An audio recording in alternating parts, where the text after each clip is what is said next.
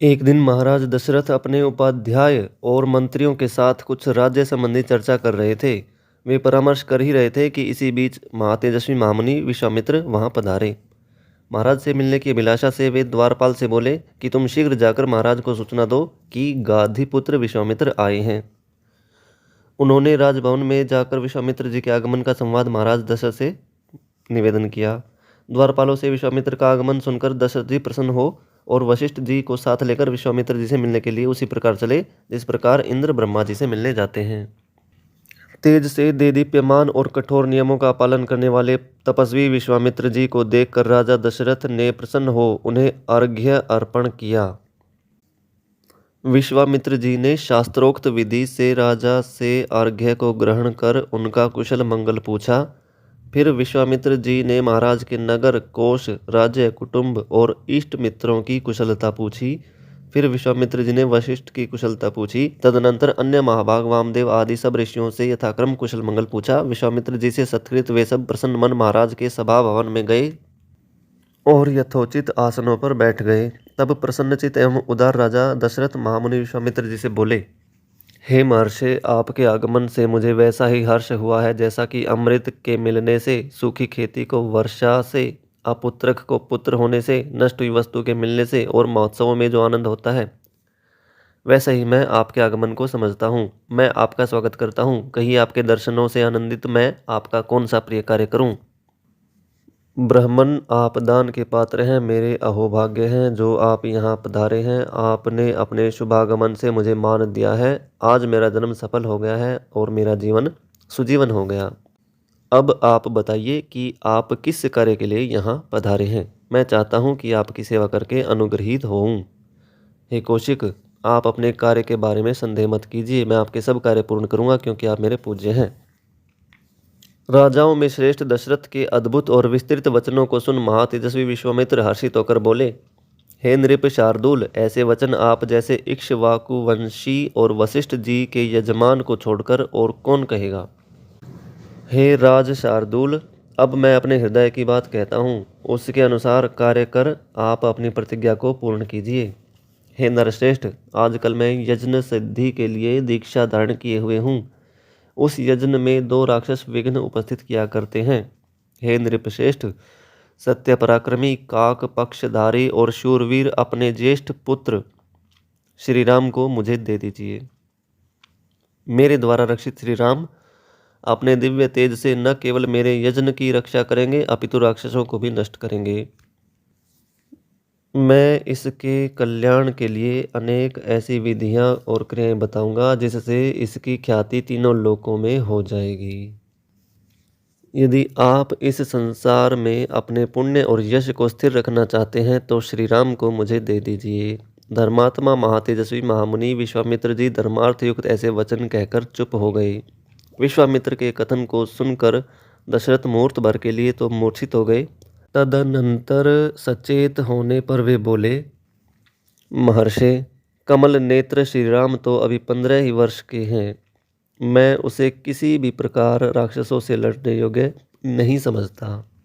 मेरे पास जो अक्षौहिणी सेना है जिसका मैं स्वामी हूँ, इसे साथ ले जाकर मैं उन राक्षसों से युद्ध करूँगा।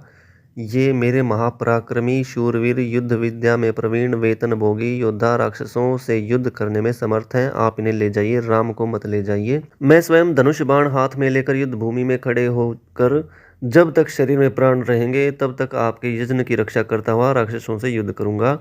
मैं स्वयं वहां चलता हूं। आप राम को न ले जाइए क्योंकि श्री राम अभी बालक है। वह न तो अनुभवी है, न शत्रु के बलाबल को समझ सकता है और न ही युद्ध विद्या में कुशल है। वह राक्षसों से लड़ने योग्य नहीं है क्योंकि राक्षस कपट युद्ध करने वाले होते हैं। राम के वियोग में मैं क्षण भर भी जीवित नहीं रह सकता। अतः हे मुनिवर, आप श्री राम को न ले जाइए। यदि आप राम को ले ही जाना चाहते हैं तो मुझे और चतुरंगिणी सेना को भी साथ ले चलिए। हे विश्वामित्र, 60 वर्ष की अवस्था में बड़े कष्ट उठाकर मैंने इसे प्राप्त किया है। अतः आप राम को न ले जाइए। चारों राजकुमारों में मेरा परम स्नेह राम के ही ऊपर है। वह धर्म प्रधान और ज्येष्ठ है। अतः आप श्री राम को न ले जाइए। हे मुनिश्रेष्ठ, वे राक्षस कितने पराक्रमी हैं, किसके पुत्र हैं, आकार प्रकार में कैसे हैं और उनके सहायक कौन कौन हैं। महाराज के वचन सुनकर विश्वामित्र बोले, हे राजन, महर्षि पुलत्स्य के वंश में उत्पन्न रावण नाम का एक राक्षस है। उसी की प्रेरणा से दो बलवान राक्षस मारीच और सुबाहु यज्ञ में विघ्न करते हैं। विश्वामित्र के वचनों को सुनकर दशरथ ने कहा, उस दुरात्मा रावण का सामना तो मैं भी नहीं कर सकता। हे धर्मज्ञ, हे ब्राह्मण, आप मुझ पर और मेरे बच्चे पर कृपा करें। मैं अपने बाल पुत्र को कदापि न दूंगा। दशरथ के पुत्र स्नेह से सिक्त वचनों को सुनकर विश्वामित्र जी क्रुद्ध होकर बोले, हे राजन, आप रघुवंश में उत्पन्न होकर भी कार्य करने की प्रतिज्ञा करके उस प्रतिज्ञा को तोड़ना चाहते हैं। यह बात रघुवंशियों के लिए विपरीत है और कुल परंपरा के प्रतिकूल है। राजन, यदि आपकी ऐसी इच्छा है तो मैं चला। आप इसी प्रकार अपनी प्रतिज्ञाओं का पालन करते हुए बंधु बांधवों सहित प्रसन्न रहिए। विश्वामित्र के कुपित होने पर व्रतपरायण एवं धैर्यशील वशिष्ठ जी ने दशरथ से कहा, महाराज, आप इक्ष्वाकु वंश में उत्पन्न साक्षात धर्म की दूसरी मूर्ति हैं। आप श्रीमान, धैर्यवान और श्रेष्ठ व्रतों को धारण करने वाले हैं, अतः आप धर्म का त्याग न करें।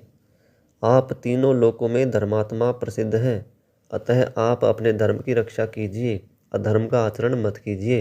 हे राजन, जो प्रतिज्ञा करके उसे पूर्ण नहीं करता, उसके इष्ट और पूर्त का फल नष्ट हो जाता है। अतः आप राम को भेज दें। श्री राम अस्त्र विद्या में कुशल हों या न हों, विश्वामित्र से रक्षित राम का राक्षस कुछ भी नहीं बिगाड़ सकते। यदि अग्निचक्र अमृत का रक्षक हो तो क्या उसे कोई पा सकता है। विश्वामित्र जी महापराक्रमी, महातेजस्वी और महायशस्वी हैं, अतः इनके साथ राम को भेजने में तनिक भी संदेह न कीजिए। विश्वामित्र जी स्वयं उन राक्षसों को मारने में समर्थ हैं। ये तो आपके पुत्र हित के लिए उसे अपने साथ ले जाने के लिए आए हैं। वशिष्ठ जी के समझाने पर दशरथ जी ने राम और लक्ष्मण को बुलवाया। भेजते समय माता और पिता दशरथ ने गमन कालिक स्वस्ति वाचन किया तथा पुरोहित वशिष्ठ ने मंगल सूक्तों से राम को अभिमंत्रित किया। महाराज दशरथ ने पुत्रों का सिर सूंघकर प्रसन्नचित होकर उन्हें विश्वामित्र जी को सौंप दिया। सबसे आगे विश्वामित्र जी थे, उनके पीछे यशस्वी रामचंद्र और उनके पीछे धनुष हाथ में लिए काक पक्षधारी लक्ष्मण जी चले जाते थे। अयोध्या से 1.5 योजन दूर सरयू के दक्षिण तट पर पहुंचकर विश्वामित्र श्रीराम से मधुर वाणी में बोले, हे वत्स, शीघ्र आचमन कर लो और मंत्र समूह रूप बला और अति बला नामक विद्या ग्रहण करो। इनके प्रभाव से न तो तुम्हें थकावट होगी, न कभी ज्वर आएगा, न रूप में विकार आएगा। सुप्त अवस्था में अथवा असावधान अवस्था में भी राक्षस आपको दबा न सकेंगे। हे राम, इस विद्या को ग्रहण करने पर संपूर्ण पृथ्वी पर कोई भी तुम्हारे बाहुबल की समानता न कर पाएगा। पृथ्वी पर ही क्या, त्रिलोक में भी तुम्हारे समान कोई नहीं होगा। इस विद्या को प्राप्त कर लेने पर हे निष्पाप, सौभाग्य, चतुरता, ज्ञान, बुद्धि से कार्य के निश्चय करने और प्रत्युत्तर देने में इस संसार में कोई भी तुम्हारी तुलना नहीं कर सकेगा। पुरुषोत्तम राम, सब विद्याओं की माता बला और अतिबला नामक विद्याओं के प्रभाव से भूख और प्यास भी तुम्हें व्याकुल न कर सकेगी। हे राघव, इन दोनों विद्याओं के पढ़ लेने से तुम्हारा यश संपूर्ण संसार में फैल जाएगा। यह सुनकर प्रसन्न वदन राम ने आचमन कर तथा पवित्र हो आत्मस्वरूप के जानने वाले विश्वामित्र से वे दोनों विद्याएं ग्रहण की। उन विद्याओं को सीख लेने पर पराक्रमी श्रीराम उसी प्रकार सुशोभित हुए जैसे शरद ऋतु में सूर्य सुशोभित होता है। इसके अनंतर दोनों भाइयों ने गुरु के समान विश्वामित्र की चरण सेवा आदि कर वह रात सरयू के तट पर विश्वामित्र जी के साथ आनंद पूर्वक बिताई।